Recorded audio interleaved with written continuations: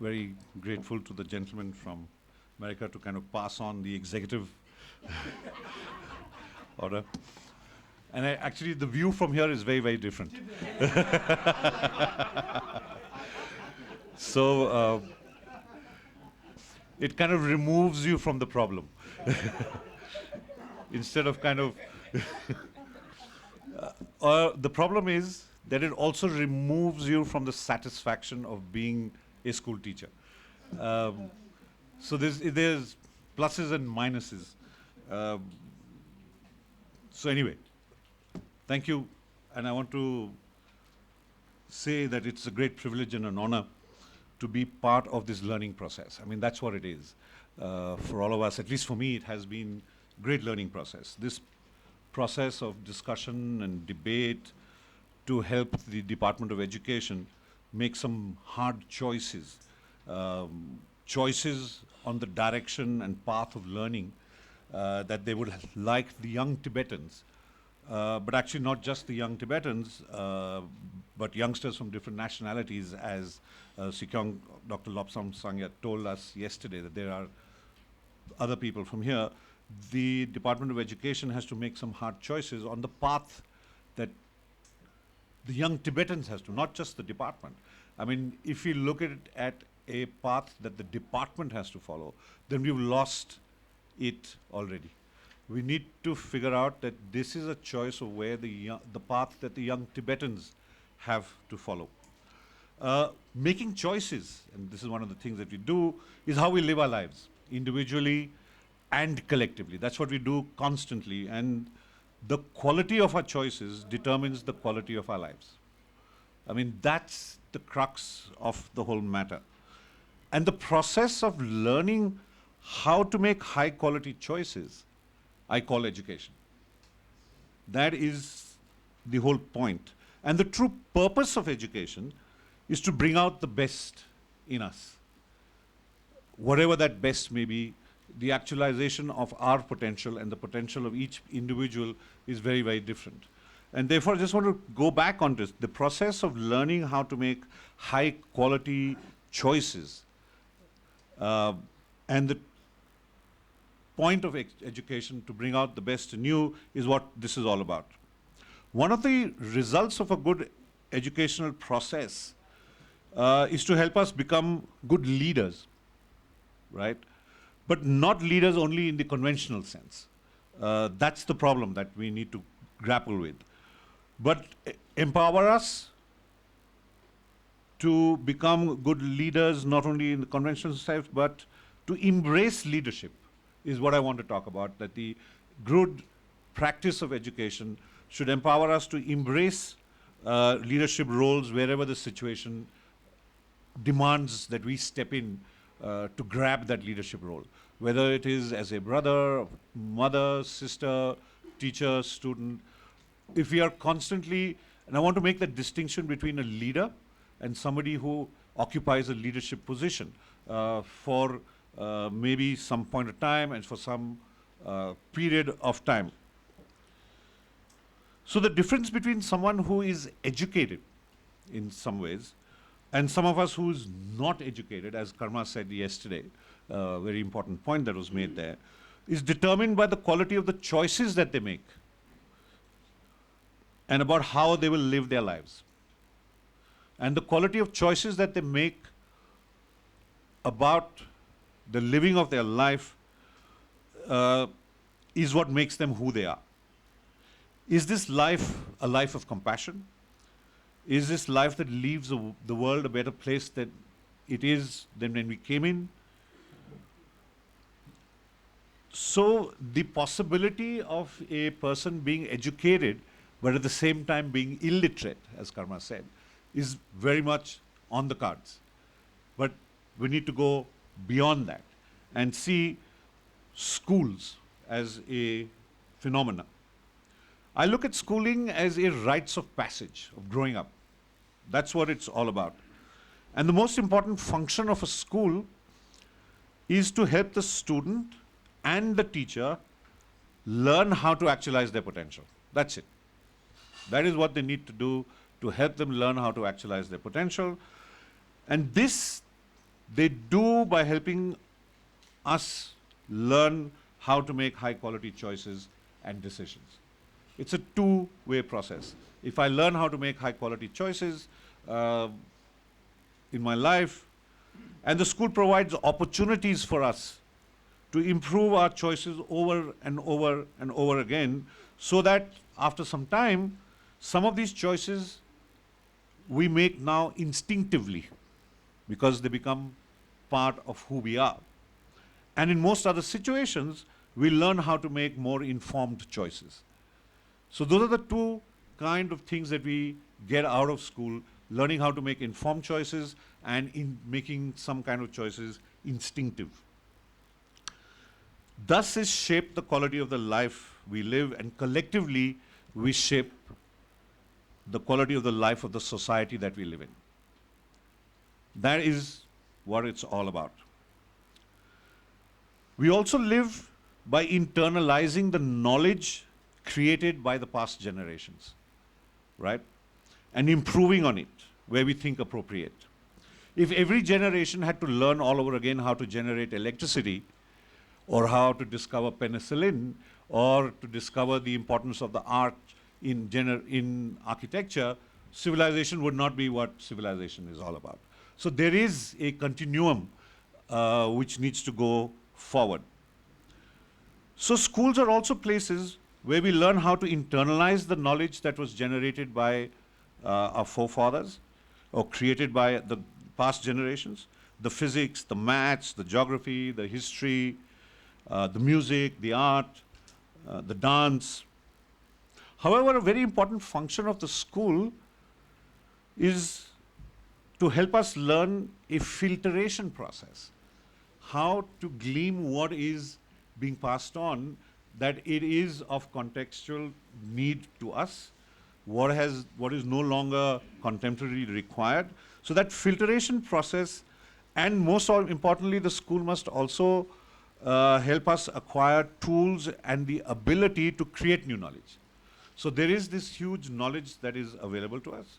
We need to be able to filter out and have the ability to create new knowledge, and then we add to the body of this new knowledge, which remains in the school, and the next generation then takes that on board, filters it, adds new knowledge going on.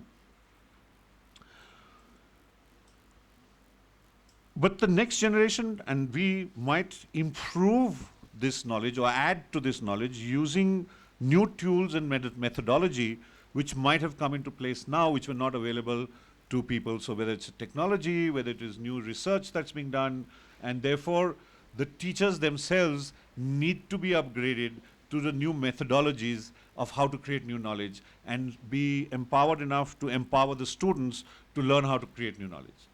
So that becomes the most crucial. For me, another very important function of a school is to help us understand the interconnectedness of all sentient beings. If this is not at the heart of the growing process, there is something wrong. The big picture is in front of us. We want to understand that we must not try and conquer nature. We must not try and compete with nature. Our schools must help us learn that we need to learn in coherence with nature. So this interconnectedness, the understanding that we should not compete or try and conquer nature, but to live in coherence with nature, I think is a very important aspect with which our young need to grow up. And this is one of the things that I feel should be instinctive. That this is one of the choices that they grow up as an instinct. It's the fact that we do not live in coherence with nature at this point of time is the cause of most of the chaos that we see around us. And that is therefore in the heart of the matter, interconnectedness and coherence with nature. So as I say, the schools are very complex places. They sound from the outside, very easy. They are environments where we want to nurture our young, And they're also a collection of processes by which the true improved nature of our young adults is encouraged to emerge.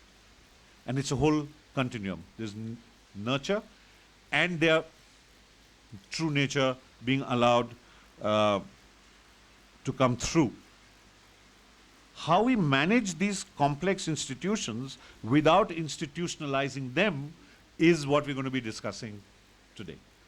It's very easy to institutionalize a process, but then we dehumanize it, and then the very point of having a school is finished. So the ability to put together an institution without institutionalizing the processes that go into it is the crux of how we manage the school system. And for me, the role of the individual in history has been misunderstood and not given its due importance. The big picture is in front of us, like I said before, but this picture, big picture, is made up of pixels. And every single pixel is unique and important in its own way. Every person in each school and every school in the system has to be nurtured and allowed to grow. And that is the crux of the matter, where the pixelization is where it's happening, and then the big picture takes its hue, its personality, its colors from each and every pixel, and the importance of every single pixel, whether it's a human being or a school in the whole system, they have to be nurtured, and they just cannot be left to grow. I think all this can be achieved through leadership. Leadership by the students in taking control of their own growth plans. Leadership by the teachers in helping students take control of their own growth plans. And leadership by the head in creating the right environment in which the growth by the teacher and the students can happen. And most importantly, by the head to provide pastoral care for both the students and the teachers. Very often in the conversations that we have in schools, pastoral care is limited to the students only. But I think the teachers need pastoral care from the head as much as anybody else does. And that is what will nurture them and help them kind of grow.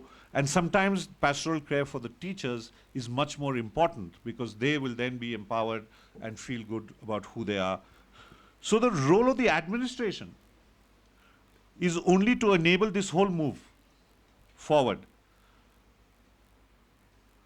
And the bureaucratic aspect comes in when we start to doing things for the administrative ease, then the thin edge of the wedge is in place. And it is only a matter of time when creativity will be killed. So administrative ease should be the last thing on the agenda. It's the role of the administration to enable everything else to happen. And it's not the other way around, unfortunately, as it happens in most systems. So managing such a structure requires a different mindset.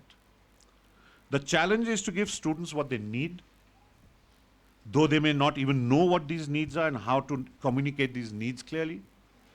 The challenge is to give teachers a sense of fulfillment in their work, despite the positive physical rewards. The challenge is to allow each school autonomy while collectively striving towards the common goal of empowering the young Tibetans and through them the Tibetan nation. The challenge is to use education to help Tibet regain its own unique position on the world stage. And all this we're supposed to do just by transforming schools. I hope I managed to lay out some kind of a canvas for us to kind of take this discussion and this debate forward, because the canvas is necessary. And on this, then all of us can be artists and paint, and I'm quite sure the big picture that will emerge will be something which is very, very exciting. The order in which we're going to ask the members to speak is just going to be, I think, an alphabetical order, right?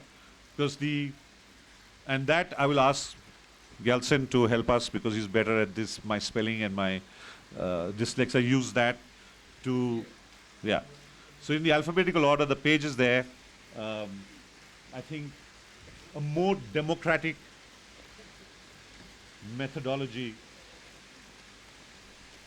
So whatever we say, it's only the system that helps. Absolutely. So on page 7, we have page 8. So,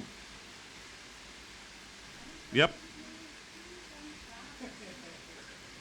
Well, I don't know, this is in alphabetical order that they put it there.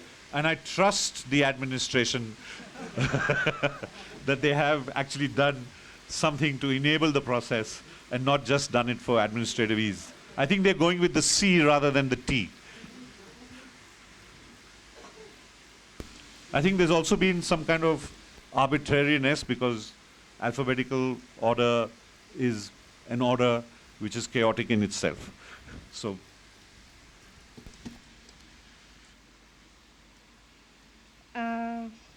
here is written effective education leadership and the current role as an administrative head to education head. The system of Central Tibetan Schools Administration, the principal grade 1 and grade 2, they are DDO. So we have to perform the function of administrative leader as well as education leader. And while going through the research report, the findings is that many principal fields overloaded and not getting sufficient time to concentrate. But I truly believe that it's a very, very challenging. One should know how to balance administrative leadership as well as education leadership. If you know how to balance, then in fact, one role recharges you for the other.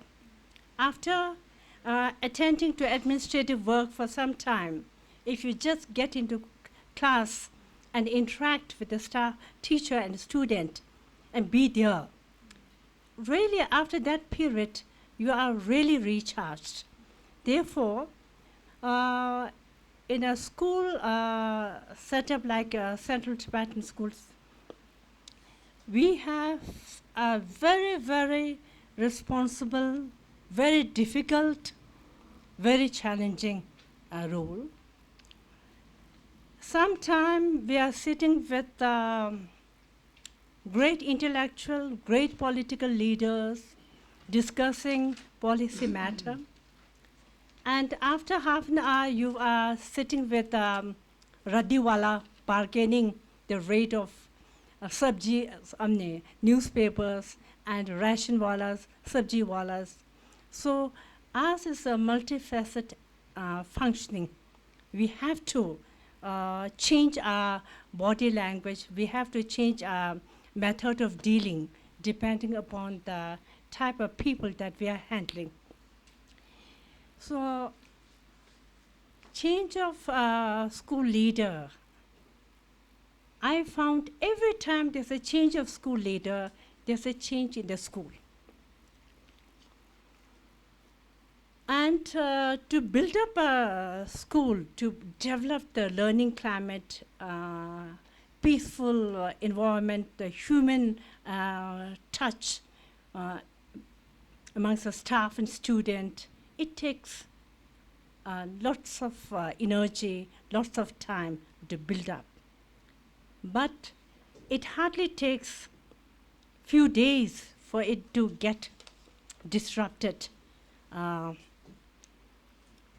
Therefore, now many a time we principals, when you take up a new school leader, the human tendency, many of them I found, instead of analyzing what is good, what is good and what is not good, and carry forward the good thing, good system, strengthen it, and what is not good for the education center, we have to modify and change wherever needed. But unfortunately, many a time I've observed, we principal, what we do is that as soon as we take up a new school, we tend to dismantle and bring so many new changes and get rid of the old things. Because you want to show to the staff and student that you are bringing lots and lots of changes without understanding whether it is really, truly needed. So I strongly believe that it's a very, very taxing, responsible, a huge responsible job, which we have to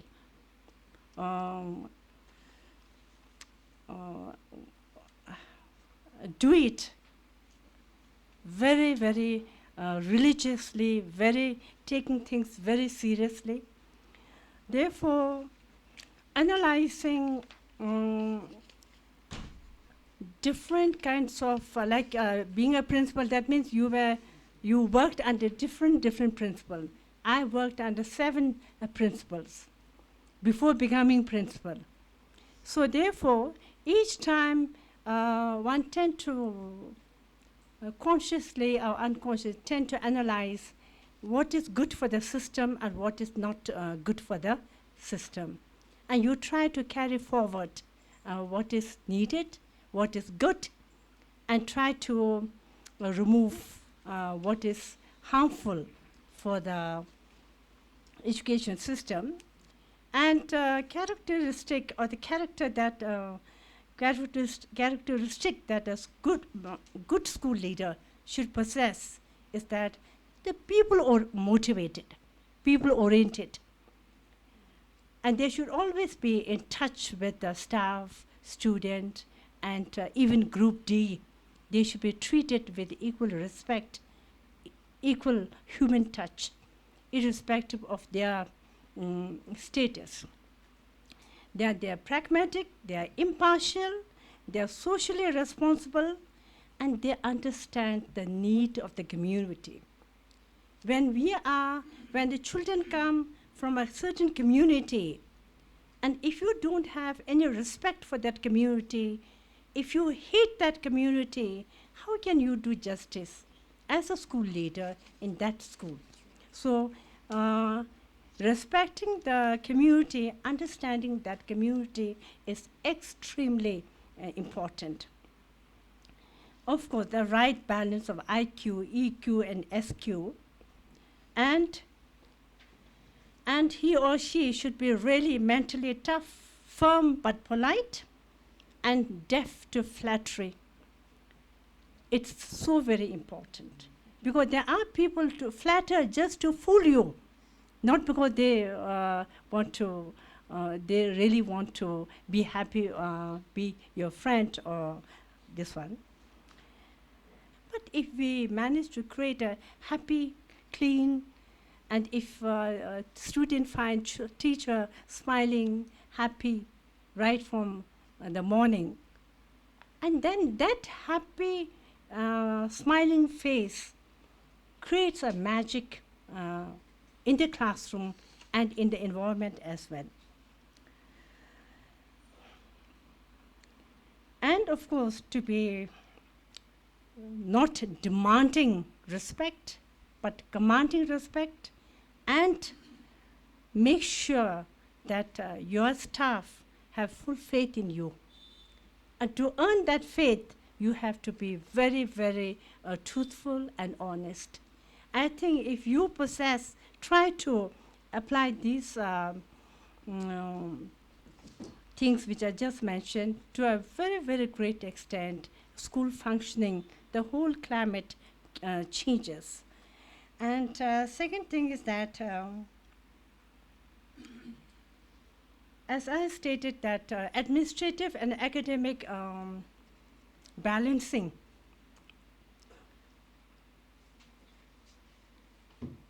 Observing class without injecting fear in the teacher and student is very important.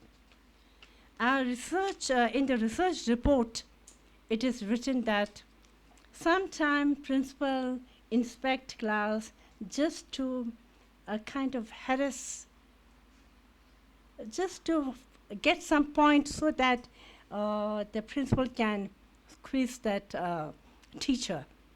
It also happens to some extent, not always, of course, sometimes.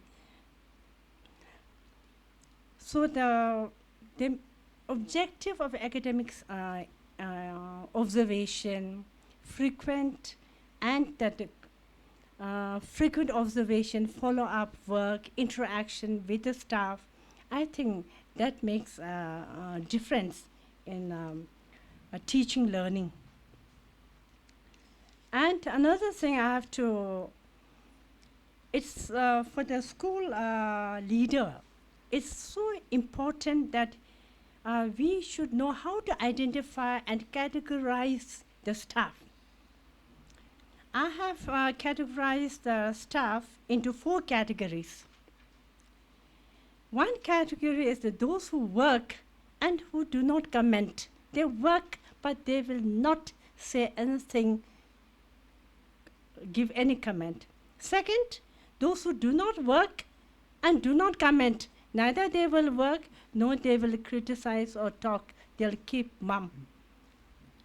And third category is that those who work at the same time keep on saying, I'm doing so and so and so and so and so and so, they are not doing. So they are working and talking, both.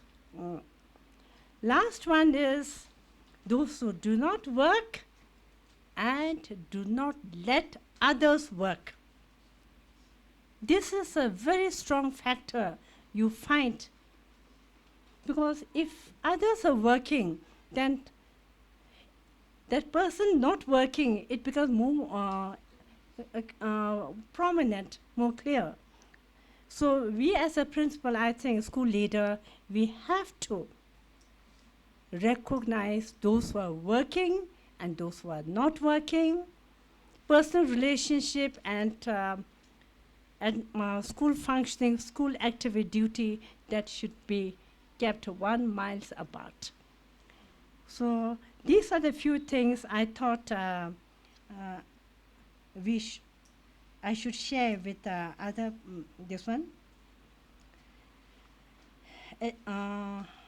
other members. And of course, time and again, keep on discussing with the teachers how he or she is finding, what are the problems, how best we can bring some changes, whether they are facing problem with a student. If so, then call the student, counsel, and again have a bit of interaction, how to make the learning and teaching interesting. Therefore, what I always believe is that we have a multiple role to play, not only as a big boss or a big authority. So with this kind of strategy, I found it was quite effective and can change the work culture of staff and the learning culture of a student to a great extent. Thank you so much. Thank you. So, see, as far as the school management is concerned, I would like to point myself in terms of complexity of a school as an institution, which is generally perceived as a miniature form of a society. But before I comment on this, I fully agree with you, sir, that a school is an organization, no doubt. But this organization does not have the type of a structure one usually finds in the corporate organizations. And so we should refrain ourselves from converting the complex organizational setup that a school has, converting into the corporate style. But unfortunately, what is happening when you go to any public schools in Delhi and Gurgaon, you will find that, due to false understanding or the wrong understanding of the organizational setup of a center, an organization where the purpose is to learn and make people to learn, and rising in terms of learning itself, not in terms of status, salary, and other things, this can be converted as a corporate sector where you grow in terms of position, you grow in terms of power, salary, etc., and etc. Now, as far as the complexity of a school as an institution is concerned, right, this institution, if you say that this is the miniature form of a society, in a society in which this school has come up, then your understanding and perception regarding the complex operations that every day go on in that school will be the different one. But if I know school itself is a society, then your perceptual understanding regarding this phenomenon will be the completely different one. And that's why when we address the issue related with the school management, we should be very clear on these two parallel issues. So what I think that school management, how to manage a school, first we need to understand school is a place where the prime goal is to learn oneself, to help others to learn, so that they can provide learning leadership. This leadership doesn't mean that the kind of leadership that a manager or the corporate sector or even the different administrative heads in the educational institutions provide. So the learning leadership, and that's why I find that in the educational system, it's not the administrative model that should work, but it's the academic leadership. And recently, I visited one of the schools at Dalhousie, Kendriya Vidyalaya, and 40 economics teachers were there, and they asked me this question. So, what do you think, who should be made principal there? And because there the principal was, he had come from Chennai, he was the youngest one, and most of the teachers were the one. But the kind of enthusiasm that was there, I had no connection, and many people whom he invited, purely he wanted that those who have done something in the field of education, they should be invited. And to my surprise, I came